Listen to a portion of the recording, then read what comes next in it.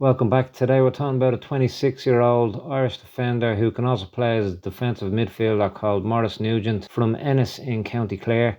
Starting off like most kids in Ireland, he played a multitude of sports which included hurling, which is probably the number one sport in Clare, and GAA football, which he played to a very high level of Clare minor in tandem with his soccer career. To those outside of Ireland, hurling and GAA, as we call it, are the two national sports of Ireland and arguably the most popular on the island. GAA football, I'm from Dublin, so yeah, GAA football would be more popular in Dublin, but yeah, GAA and hurling, top two sports in Ireland. Again, maybe arguably, I don't know, maybe rugby's more popular now in general. Back to soccer anyway, he began playing with his local side in Ennis Avenue United FC at a very early age, around 5, progressing and learning his craft, staying with them up until the age of 14, an early sign of how loyal a player he is. He then moved to top youth side St Joseph's Boys in Dublin circa 2013 as a now 15-year-old, which is a big deal for the 15-year-old to be commuting from Clare to Dublin. For example, it's about a 6-hour round trip. You're doing that several times a week. You know, that's a big, serious commitment and shows a statement of intent of how serious he was taking his football. To those outside of Irish football, St Joseph Boys is a conveyor belt of top Irish youth talent through the years, with Mason Melia, who just signed for Spurs, being one of many who've passed through their ranks to date. He stayed with them in Dublin for a year, which is completely understandable. As said, it's a long round trip unless they moved to Dublin, which I highly doubt. 15, you're not going to up sticks, but still, big commitment there. Still only 15, he moved back more close to home with Limerick FC's youth setup, which was at the time Limerick FC. They were a top tier League of Ireland division side and a much more doable commute, around 40 minutes drive from Ennis. He stayed with Limerick FC for a season in their under 16s and then joined Galway side Mervue Utd's under 19s, who sit just outside the top two tiers of Irish football back then. Again, to those outside of Ireland, there is no official third tier in Ireland. It's coming, but it's not there yet. You'd imagine somebody like Mervue Utd will be in the run to get one of those third division spots, and then of course they could progress through the divisions. The only thing stopping Mervue was the reason Mervue dropped out of the League of Ireland. They used to be in the League of Ireland up to 2013 when they were at second tier side, first division, Irish first division. But because I don't know, it was the council or whoever decided in Galway, it was better to have just one Galway side. It was better for the county, you know. So maybe that might hinder them if that's still something that's in their own county council mindset. I don't know. So like it wasn't like they got relegated, because you can't get relegated from the second tier, but it was more Galway community kind of decision that Galway be just represented by only one side. And again, Mervue United is one of Irish youth football's top sides as well, with current and former Irish internationals. Aaron Connolly might get back to being a senior international, but he crashed onto the scene with Brighton, of course, back a few years now, and current senior international Ryan Manning in the last squad there against Bulgaria. Both similar ages to Morris as well, so he would have been in and around them when they were there as well. So just to give an example of the pedigree he was mixing in. There he stayed again for a season, further learning and honing his craft. In 2014, the now 16-year-old joined Irish First Division, i.e. again to those outside of Ireland's second tier side in Ireland, Galway Utd in their academy at first, going on to make his senior debut with them in 2017 as an only 18-year-old. He briefly had spells in the UK where he moved to London for work outside of football, work reasons, with first Hendon in the English 7th tier on the 1st of January 2022 for the remainder of the 2022-23 season in England, turning out 11 times in all, and Uxbridge FC again in the English 7th tier on the 1st of August 2022 until on the 1st of January 23 when he re-signed with Galway for the Irish First Division 2023 season. So more or less in all, he's been with Galway, had been with Galway for 10 years, 2014 to 2024, 9 years exact, but with the exception of that 1 year where he took out, so you could really say 10 years. Obviously he moved to England's 7th tier, not from a footballing point of view, but from perhaps he was at a crossroads at that time, and he was leaning more towards his career outside of football, which again is understandable. But being with Galway United for 10 years, more or less, again shows loyalty and dedication, but also the loyalty in the player, the loyalty to Galway United in this case, and re-signing for them as well, when, in his own words, perhaps there was more money outside of football in his circumstances to go back to what he loved and go back to where he loved and the club he loved. Again, you can't really teach that. In all, he went on to represent Galway a total of 139 times with 12 goals to boot as a defender, winning the first division title with them in 2023. So definitely the right choice there. And they gained promotion as a result of winning the first division title. They gained promotion, of course, back to the top tier of Irish football, the Irish Premier Division, for the 2024 season, where they did well. Usually you're a new side coming up, you'd imagine you might struggle being back in the big leagues initially, but they ended 5th spot, which is mid-table. There's only 10 teams in Ireland, but they were closer to the top end of this, in point-wise I'm talking about here, closer to the top, 7 points off a European spot, and a long way off the relegation zone, 21 points off the relegation zone. So an impressive first season for Galway, and Maurice back in the top tier. A smart operator on and off the field. He could have left the footballing world behind in 2023 and again in 2024, and again he had opportunities to move abroad to the UK in his professional career off the field in electrical engineering, but decided to stay and follow his footballing dreams, as I said. And again, that was a good decision, winning the first division title and then having a very successful season in the top tier in Ireland. Again, it's understandable to be at that crossroads. It is a big deal, especially when you're young. You think it's now or never, and if financially money is better in another avenue, it's of course going to tempt you. That's completely natural. And he sees his career after football being in electrical engineering, of course, put a lot of education time into that. And if you focus on football, you're starting really that career in earnest 10, 15 years later than your colleagues. So it's not an easy decision to not put it on hold, but maybe have it as your second choice for now and focus on football. Again, everyone's dream is to make it to the very top. No reason why Maurice can't. But at a certain point, people, now he is, and when he was making these decisions even a few years ago and previous to that, he was very young, so you don't have to make those decisions. You're still young, but as we all do, we're all thinking, I have to make a decision now. Sometimes you don't have to make any decision. You just have to let life fall the way it's going to fall. And he did that. He kept his toe in the electrical engineering.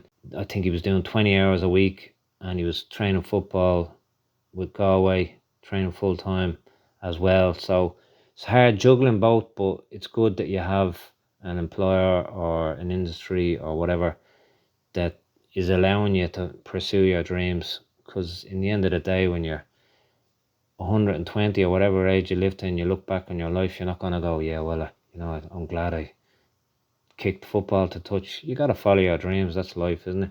On the 1st of January anyway, this year, 2025, the then now still 26-year-old moved to Australia with second tier side Gully SC, and since his arrival he's hit the ground running, appearing in all 7 league games, which is first 7 games of their season. Their season runs similar to Ireland, it's in the calendar year. So he started all of them, playing the entire 90 minutes and even stepping in as captain so far on 2 occasions, end of Feb, beginning of March, it appears.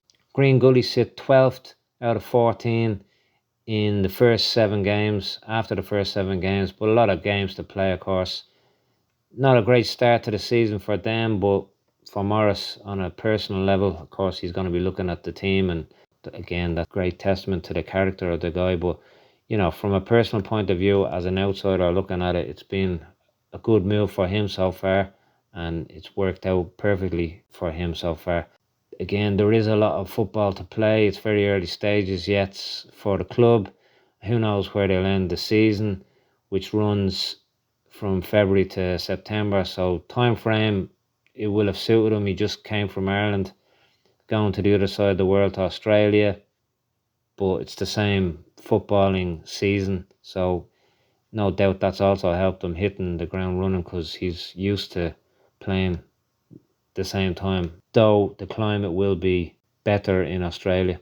Obviously, you'd imagine going there was also due to career options he may have now or in the future in his electrical engineering field too. So probably working in that now again. Hopefully he's got a employer that he can just work part-time and balance both football and an electrical engineering job too. If the season goes well for him, as has started so far on the field, there will be eyes on him from teams in the A-League, which is the top tier, of course, in Australia.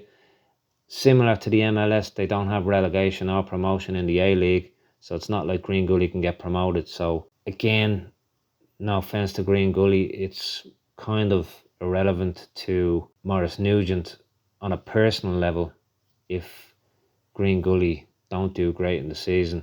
Once he does, him personally himself, again, he's not going to be thinking like that. He's going to want to do as good, and again, early doors for Green Gully.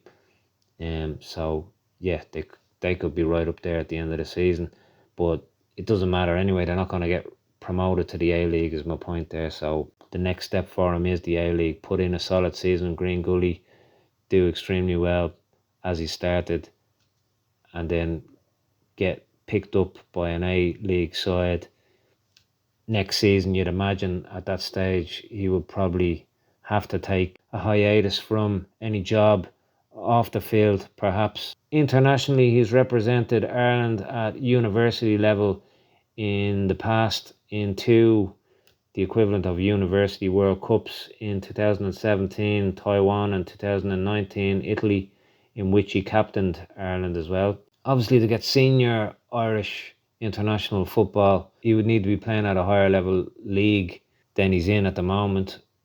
And again, it's a bit of a controversial subject at the moment. But although that may seem far away for some, definitely isn't something that couldn't happen in the future and in the not too distant future.